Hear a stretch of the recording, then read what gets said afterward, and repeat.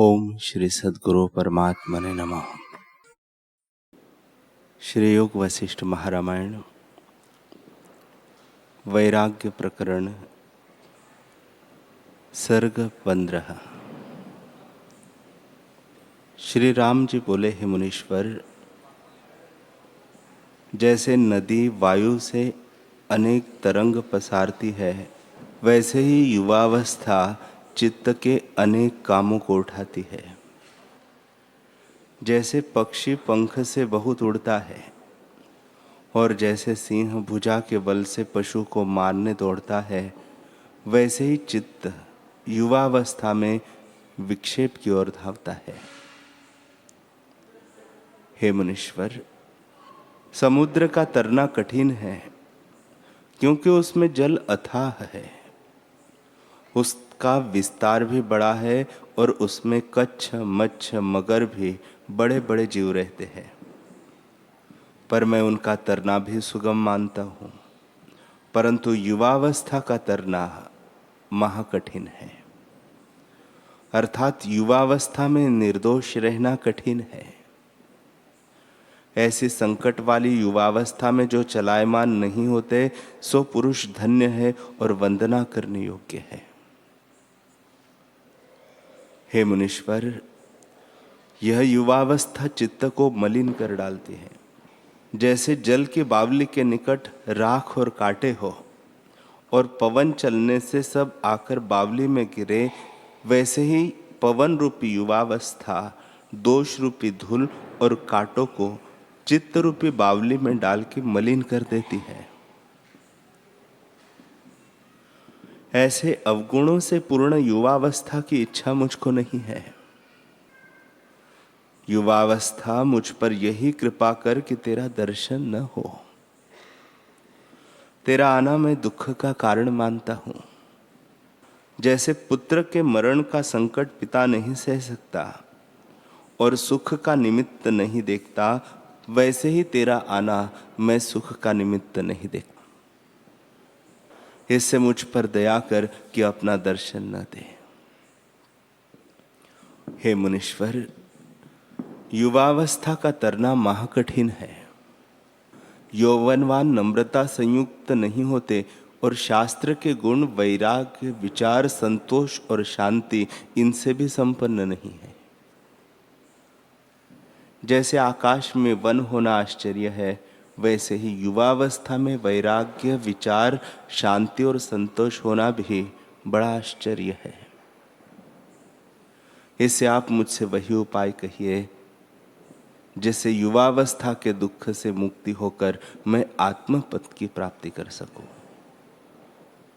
श्री राम जी बोले, हे मुनीश्वर, जिस काम विलास के निमित्त पुरुष स्त्री की वांछा करता है, वह स्त्री अस्थि, मांस, रुधिर, मूत्र, विष्ठा से पूर्ण है और इन्हीं की पुतली बनी हुई है।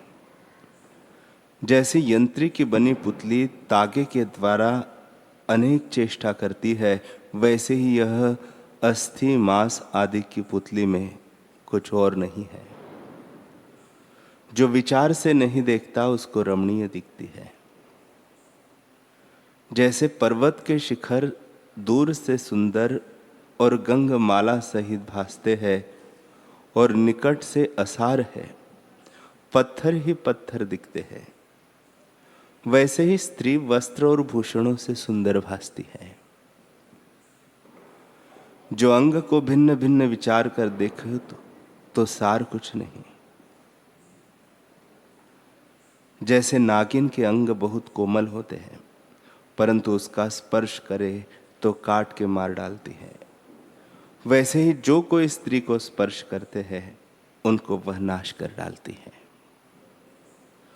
और जैसे हाथी को जंजीर से बांधे तो जिस द्वार पे रहता है वही स्थिर रहता है, वैसे ही अज्ञानी का चित्त रूपी हाथी काम रूपी जंजीर से बंधा हुआ स्त्री रूपी एक स्थान में स्थिर रहता है, वहां से कहीं जा नहीं सकता। जब हाथी को महावत अंकुश का प्रहार करता है, तब वह बंधन को तोड़ के निकल जाता है। वैसे ही इस चित्तरूपी मूर्ख हाथी को जब महावत रूपी गुरु उपदेश रूपी अंकुश का बारंबार प्रहार करते हैं, तब निर्बंध होता है। हे मुनीश्वर, कामी पुरुष स्त्री की वांछा अपने नाश के निमित्त करता है। जैसे कदली वन का हाथी कागज की हथीनी देखकर और छल पाके बंधन में आता है और उससे परम दुख को पाता है, वैसे ही सब दुखों का मूल स्त्री का संग है। हे मुनीश्वर,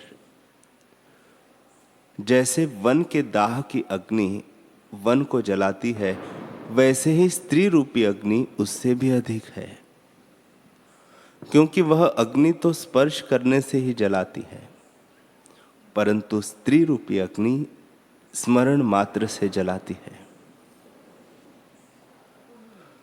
जो सुख रमणीय दिखता है वह आपात रमणीय है। जब स्त्री सुख का वियोग होता है तब मुर्दे किनाई हो जाता है। हे मुनीश्वर, यह तो अस्थि मांस और रुधिर का पिंजरा है, सो अग्नि में भस्म हो जाएगा अथवा पशु पक्षी के खाने का आहार होगा और प्राण आकाश में लीन हो जाएंगे। इसे स्त्री की इच्छा करना मूर्खता है। जैसे अग्नि की ज्वाला के ऊपर शामता होती है, वैसे स्त्री के शीश के ऊपर शाम केश है, और जैसे अग्नि के स्पर्श करने से जलता है, वैसे ही स्त्री के स्पर्श करने से पुरुष जलता है। इससे जलना दोनों में तुल्य है। हे मुनीश्वर, युवावस्था को नष्ट करने वाली स्त्री रूपी अग्नि है।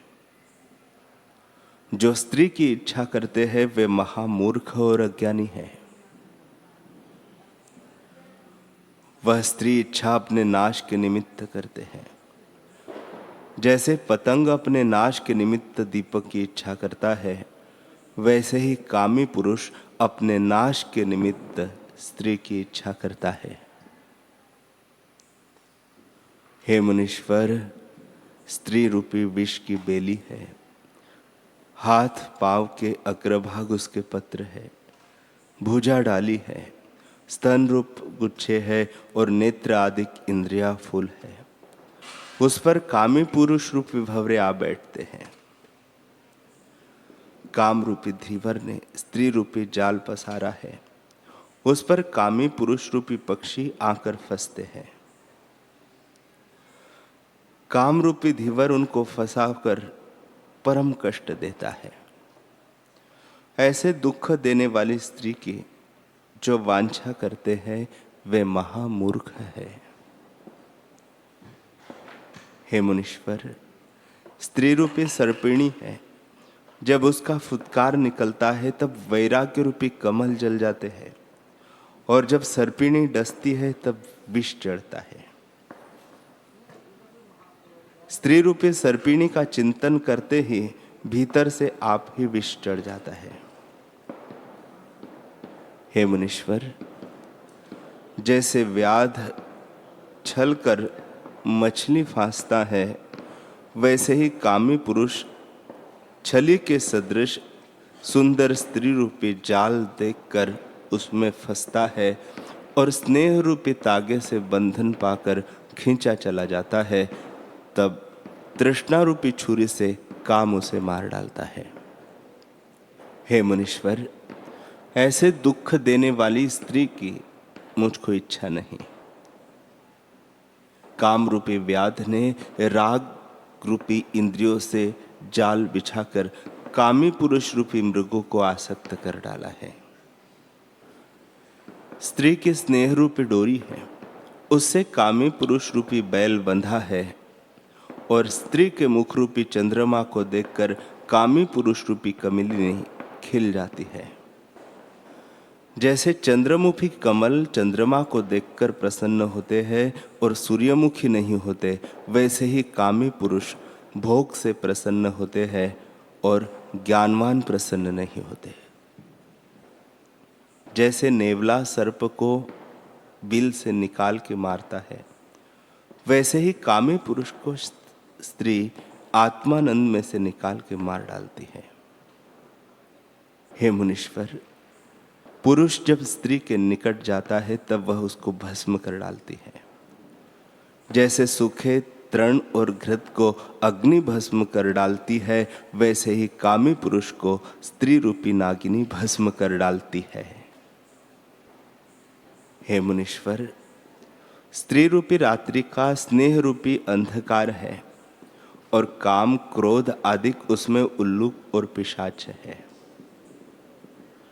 जो स्त्री रूपी खड़ंग के प्रहार से, युवा रूपी संग्राम से बचा है, वह पुरुष धन्य है, उसको मेरा नमस्कार है।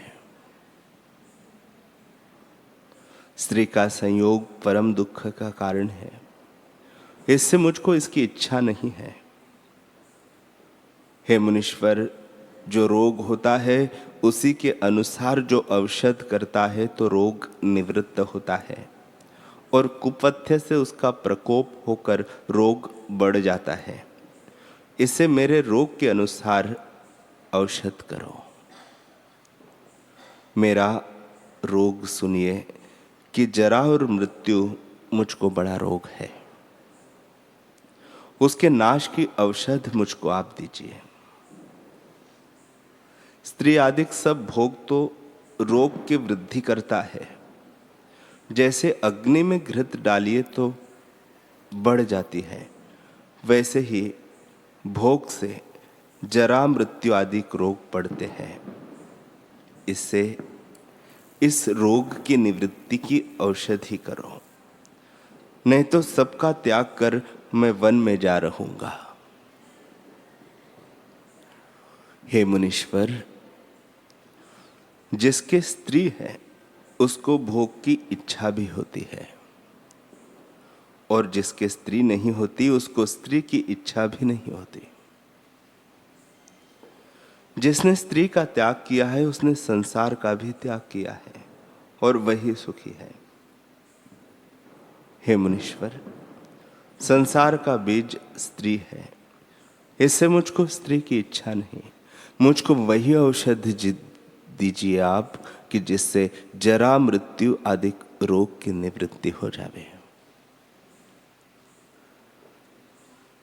श्री राम जी बोले, हे मुनीश्वर, बालक अवस्था तो महाजड़ और अशक्त है। जब युवावस्था आती है तब बाल्य अवस्था को ग्रास कर लेती है, और उसके अनंतर जब वृद्ध अवस्था आती है शरीर जर्जरीभूत हो जाता है और बुद्धि क्षीण हो जाती है, फिर मृत्यु को पाता है। हे मुनीश्वर, इस प्रकार अज्ञानी का जीना व्यर्थ है, कुछ अर्थ की सिद्धि नहीं है। जैसे नदी के तट पर के वृक्ष जल के प्रवाह से जर्जरीभूत हो जाते हैं, वैसे ही वृद्धावस्था में शरीर जर्जरीभूत हो जाता है। जैसे पवन से पत्र उड़ जाते हैं, वैसे ही वृद्धावस्था से शरीर नाश को पाता है। जितने कुछ रोग है वह सब वृद्धावस्था में आकर प्राप्त होते हैं, और शरीर क्रश हो जाता है। उस समय स्त्री पुत्र आदि भी सब वृद्ध का त्याग कर देते हैं। जैसे पक्के फल को वृक्ष त्याग देता है, वैसे वृद्ध को कुटुंब त्याग देता है। और जैसे बावले को देख के सब हंस के बोलते हैं कि इसकी बुद्धि जाती रही, वैसे ही इसको भी देख के हंसते हैं। जैसे कमल का फूल बर्फ पड़ने से जर्जरीभूत हो जाता है, वैसे ही जरावस्था में पुरुष जर्जरी भाव को प्राप्त होता है। शरीर कुबड़ा हो जाता है, केश श्वेत हो जाते हैं और शक्ति क्षीण हो जाती है। जैसे चीरकाल के बड़े वृक्ष में घुन लगता है, वैसे ही इसमें कुछ शक्ति नहीं रहती। हे मुनीश्वर, और भी सब कृत्य क्षीण हो जाता है, परंतु एक आसक्तिमान रहती है। जैसे बड़े वृक्ष पर उल्लूक आकर रहते हैं, वैसे ही इसमें क्रोध शक्ति आकर रहती है और सब शक्तियां क्षीण हो जाती हैं। हे मुनीश्वर, जरावस्था दुख का घर है। जब जरावस्था आती है तब सब दुख इकट्ठे होते हैं। इससे पुरुष महादीन हो जाता है। युवावस्था में जो काम का बल रहता है सो भी जरा में क्षीण हो जाता है। इंद्रियों की आसक्ति घट जाती है और उनकी चपलता का अभाव हो जाता है। जैसे पिता के निर्धन होने से पुत्र दीन हो जाता है, वैसे ही शरीर के निर्बल होने से इंद्रियां भी निर्बल हो जाती हैं। केवल एक तृष्णा बढ़ती जाती है। हे मुनीश्वर, जब जरा रूपी रात्रि आती है तब खांसी रूपी स्यार आकर शब्द करते हैं और आधि व्याधि रूपी उल्लूक आकर निवास करते हैं। हे मुनीश्वर, ऐसी नीच वृद्धावस्था की मुझको इच्छा नहीं है। जैसे फल से वृक्ष झुक जाता है, वैसे ही बुढ़ापे में देह कुबड़ी हो जाती है। युवावस्था में स्त्री पुत्र आदि उसकी टहल करते थे, पर वही सब उसको वृद्धावस्था में जैसे वृद्ध बैल को बैल वाला त्याग देता है, वैसे ही त्याग देते हैं। देख के हंसते हैं और अपमान करते हैं। उनको वह तब ऊंट की नाई भासता है। हे मुनीश्वर, ऐसी नीच अवस्था की मुझको इच्छा नहीं। अब जो कुछ कर्तव्य हो मुझसे कहिए, वही मैं करूं। इस शरीर की तीनों अवस्था में कोई सुखदायी नहीं, क्योंकि बाल्य अवस्था महामूढ़ है, युवावस्था महाविकारवान है और जरा अवस्था महादुख का पात्र है। बाल्यावस्था को युवावस्था ग्रास कर लेती है, युवावस्था को जरावस्था ग्रास कर लेती है और जरावस्था को मृत्यु ग्रास कर लेती है। यह अवस्था सब अल्पकाल की है। इनके आश्रय से मुझको क्या सुख होगा? इससे आप मुझे वही उपाय बताइए जिससे इस दुख से मैं मुक्त हो जाऊं।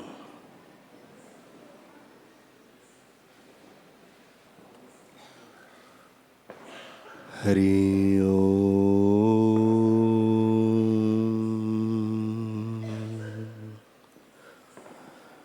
हरि ओम।